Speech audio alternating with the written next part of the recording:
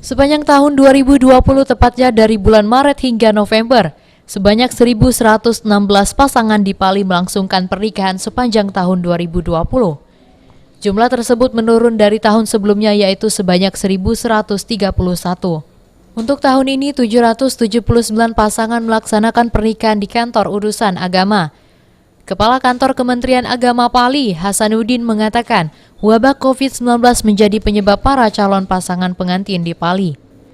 Demi tetap menjaga kelancaran pernikahan, Kantor Kementerian Agama Pali telah melaksanakan sosialisasi agar pernikahan dilaksanakan dengan menerapkan protokol kesehatan.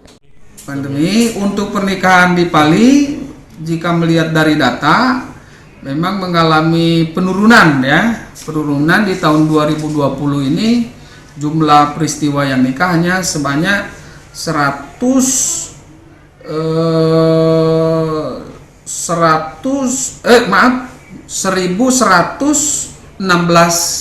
pasangan calon.